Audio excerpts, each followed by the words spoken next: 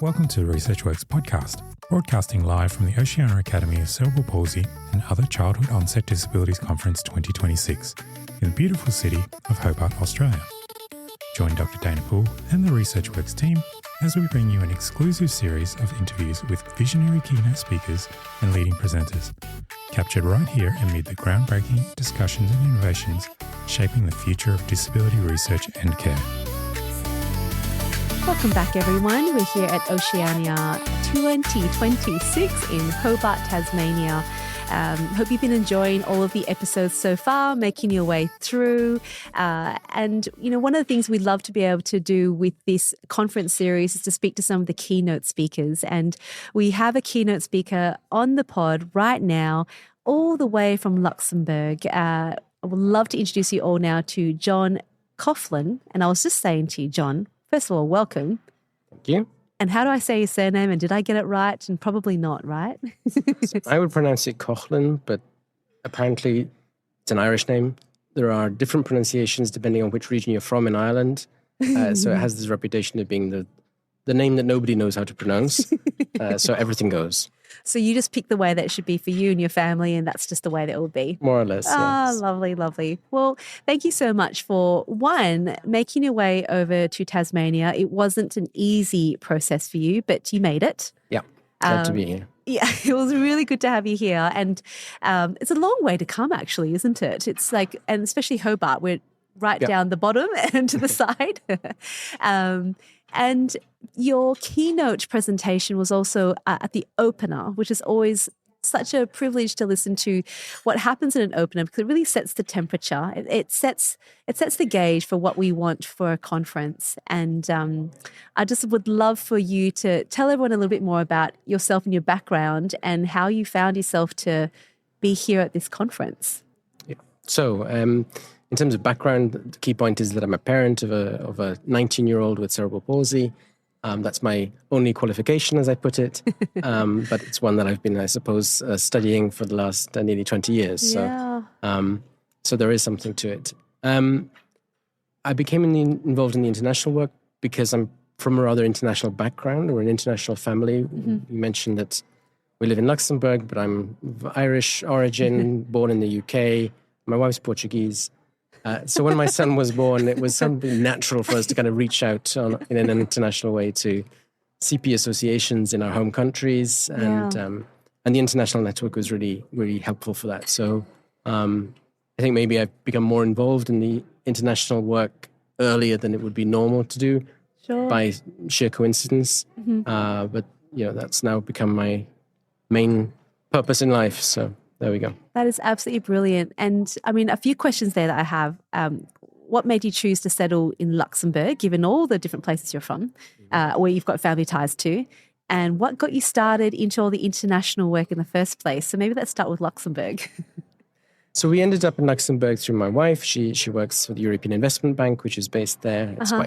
It's very normal in Luxembourg for people to be working there from other countries. It's a very international population. But maybe one of the downsides of that, when in our case, this is an example, you have a child with cerebral palsy, is that there was no real infrastructure in terms of support association, peer-to-peer support and that kind of thing. So we've done something about that in the meantime. We've set up an association in Luxembourg.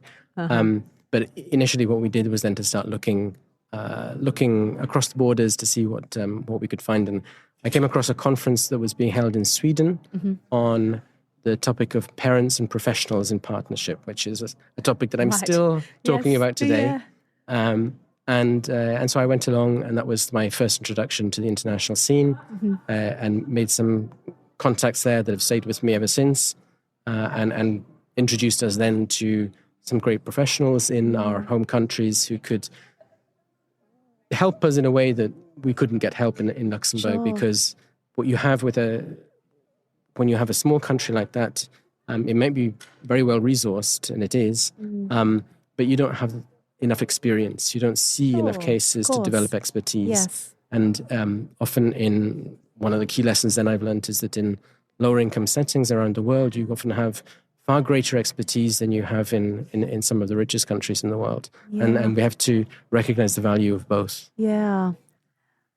That's a wonderful story, and how everything is sort of interconnected, and seeking opportunities and seeking networks, I suppose, is what you had done. Tell us a little bit more about your son, your 19-year-old. Yeah. So he's now, well, in terms of his profile, for those who are familiar with the terminology, he's GMFCS4. He uses a wheelchair. He's spastic quadriplegic, so he has difficulty with both his legs and with his arms. But he's also very strong personality, quite talkative, makes a lot of friends. People always remark that he's always smiling, which isn't true. It's just that they only ever see that side of him. Yeah. But no, he's a big personality, very determined, and yeah. What does he love to do? What does a 19-year-old love to do? I don't know, educate me. What do 19-year-olds like? Well, ambition in life is to be a YouTuber. Okay, yeah. Okay, that's about right. It's a good career there. It's a good profession. Yes, yeah, if you can succeed in that, then you can. Yeah, exactly. Yes, exactly. Yeah. He likes. I mean, he likes the digital world that gives him possibilities that he doesn't have in other environments. So sure. He's very cued in online. He enjoys music a lot. He enjoys sport a lot, both to practice sport and to watch. And what does he like follow. To watch? He likes rugby. That's his rugby. That's his favorite. Yeah. Ah. I guess was somehow influenced by his father there, but he's taken and run with it. You know, he's a far more avid fan and knows far more than I do about what's going on currently. Yeah. Oh, that's fabulous. And so, obviously, when with your son, and you did talk about him in your keynote, he'd recently had some surgery, and so couldn't be here, unfortunately. Which would have been nice to have him to have. You travel a lot together and try to go to events? Yes. Yeah. Another one of his, determined things is that he couldn't accept the idea that I would be going to a conference on childhood onset disability without a child with a disability. And that's his line. Makes a fair point. It's his line. I take that seriously, and as much as we can, he will travel with me. So he will be with us at the European Academy Conference in Galway in Ireland. That'll be his first trip because he's not allowed to travel for a few months after the surgery. Okay. Oh, I look forward to meeting him there. Yeah. We'll be there at that one as well. That'd be fabulous. Yes. I might have to get him on the podcast. Hey, I'll do a different take from him and launch that YouTube career. So your role, which is so intriguing to someone like me who, lives on the other side of the world to where you are, and you are part of this World Health Assembly and the work that you do there. Do you mind just telling us a little bit more for our listeners now who couldn't listen to the keynote because they weren't here, about what your role is there and how that all started? Yeah. So I think most people know the World Health Organization. It's a United Nations agency. It's a part of the United Nations system, which sets the global agenda on health issues. And of course, even if we've moved away from the medical model of disability, we still, as families of persons with disabilities, have a lot of interaction with the healthcare system. Yeah. Allied health, in a way, I see this healthcare system as kind of gatekeepers to the rest of participation in society. Sure. You need medical certificates to be able to do sport. You need a psychological evaluation for legal issues or whatever. So this interaction with the healthcare system is there, even if we're not talking just about health issues per se. Right. And so I think for that reason, it's really important that we, as a community, engage with WHO as being that global body responsible for health policy. And when you look at the departments and the policy areas they have, you see how relevant it is, that it's going to be the more medical issues like rehabilitation, but it's also assistive technology. There's a whole unit that's responsible for that. We interact with the brain health unit, but we also deal with the disability unit. And the disability unit is focused on precisely, it's almost not focused on disability because it's not about the disability per se. Right. It's about the way in which the healthcare system deals with people with disability. Okay. And based on the recognition that actually people with disabilities get a poor deal in terms of healthcare generally because the system is not adapted to their needs. And classic examples of this are dentist surgeries that can't cope with somebody in a wheelchair. Another example is an ophthalmologist with a machine that requires you to sit on a stool in front, and suddenly you can't use the machine if you're in a wheelchair. That's right. And so these are examples of how through the infrastructure of the healthcare system, but also sometimes, unfortunately, through attitudes of healthcare professionals, the people with disabilities don't get a fair deal. And that's what that unit is working on. So, and what's our role in all of that is the way that WHO works is it's a kind of, you have to think of it in a kind of a cyclical idea. WHO is sitting up there at the global level trying to improve healthcare for everybody across the world.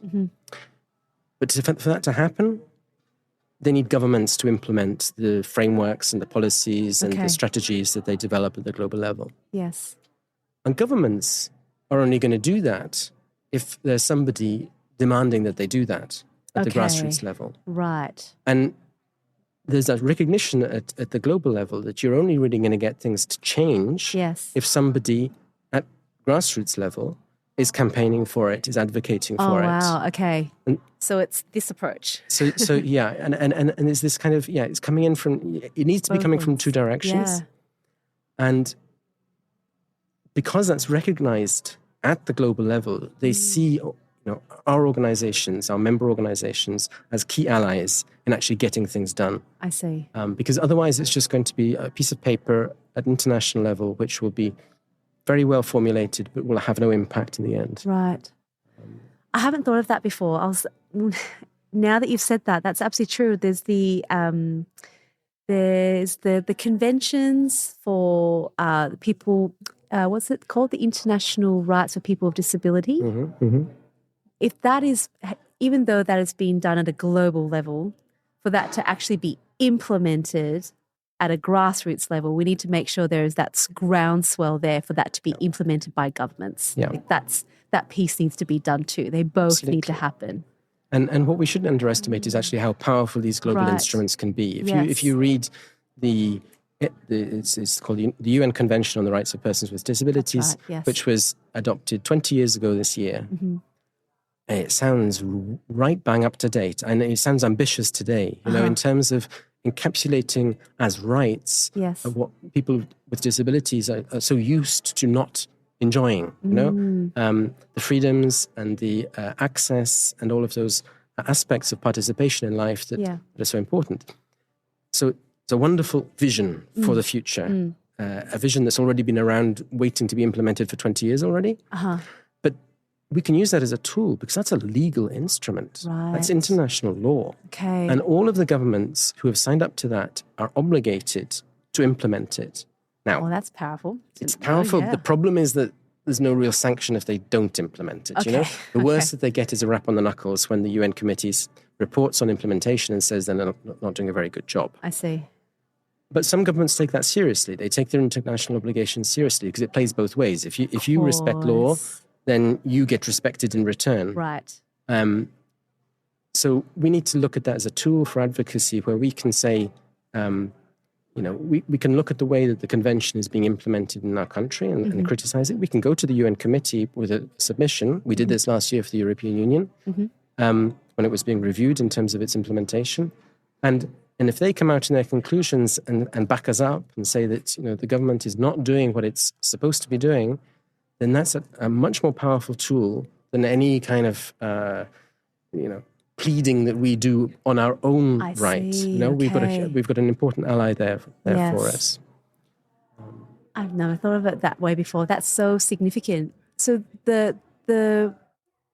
what people can do at a grassroots level. In your presentation, you spoke about some great organisations, Cerebral Palsy Alliance, CP360. Are these the bodies that are really trying to advocate all across the world to get that upward motion? Is that what that looks like?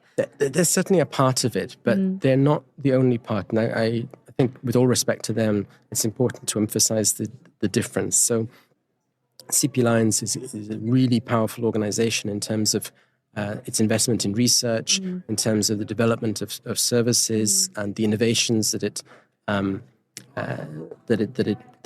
promotes. It has part of the whole kind of the world of CP Alliance is CP Quest, which is more focusing on people with lived experience, and that's my focus. That's really our organizations. That's where we all started. Our member organization started as being families, groups of families, getting together to improve the situation of their children with cerebral palsy. Yes. More and more of those organizations are led by adults with cerebral palsy. Some are new organizations which are deliberately focused on adults with cerebral palsy. So it's this group. It's actually the people themselves with lived experience who need to organize and need to advocate for change, because they're the most convincing spokespersons for their own rights. Sure. And that's maybe, and that is definitely where we've been weak. That's where the strong research institutions can't replace the powerful voice of people with lived experience. I understand. Yeah. And when we deal with policymakers, they see that difference. You know, that it matters. Yeah, it does. It really matter. does. And that's the specific role that we've fulfilled, which is complementary to the research community and the clinicians and the professionals. Each of us has a role to play. Yeah. But we can't neglect that role that we have as people with lived experience, because we're going to be the most powerful voice for change in the end. And how do these young people, parents, families step into that? Because I can think of plenty already who will be powerful voices and would love those sort of opportunities. And I suppose, how do they get connected with these organizations and around the world, I suppose, isn't it, as well? You need it's a bit of kind of, you need a little bit of critical mass, but it can be quite small. Okay. A small group of people who get together and want to work together.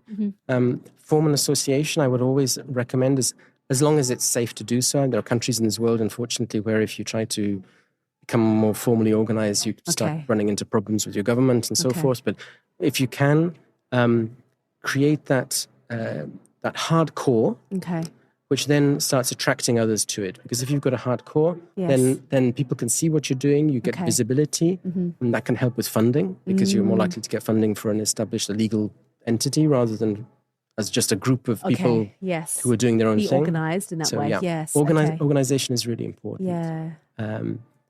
Then, one of the things we do is to support the development of new organizations. If you're looking for support, reach out, and we can share our own insights and knowledge, but we can also put you in contact with others who are in maybe a more similar situation. If somebody from the same region is with a similar kind of socioeconomic profile, a better understanding of the realities, that can help.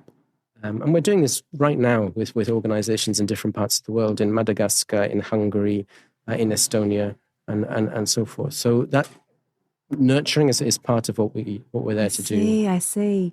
And is that I'm just trying to understand the why. I mean, in my mind, I can probably already think of some of why why the mobilization, I suppose, of people with lived experience hasn't been as strong as, say, as you compared to in your presentation, the autism spectrum disorder and rare diseases have really mobilized quite strongly these last few years.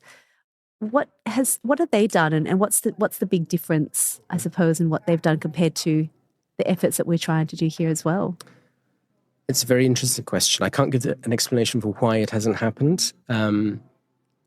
I had a few interesting conversations after the keynote yesterday with people who do have their own theories. Yeah. But I think we have to look at what others have done and learn from it.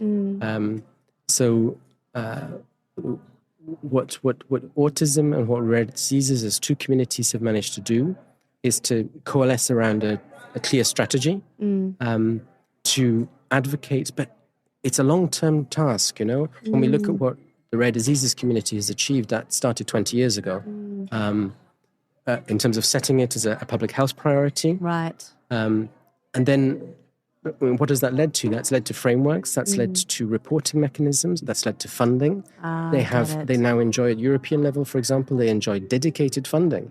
So when we're asking ourselves why we can't get funding for cerebral palsy, one of the reasons is that there are funding streams that are completely shut off to us because they are dedicated to rare diseases. Wow. That's come about through advocacy and convincing the policymakers that this is a community that deserves special attention. Yes. And it works. You can do it. What a great template, I suppose, exactly. to look at. We have to look at their playbook and we have to learn from it and to see that it can be done. Yeah. Well, that's exciting to know that can happen, because certainly what they have done, and I've got many colleagues in the rare disease world, and it's just been an explosion of funding to be able to support their research, but also to improve care and coordinated care. What would you like to see through the work that you do? What would be that was it? What would that look like for you?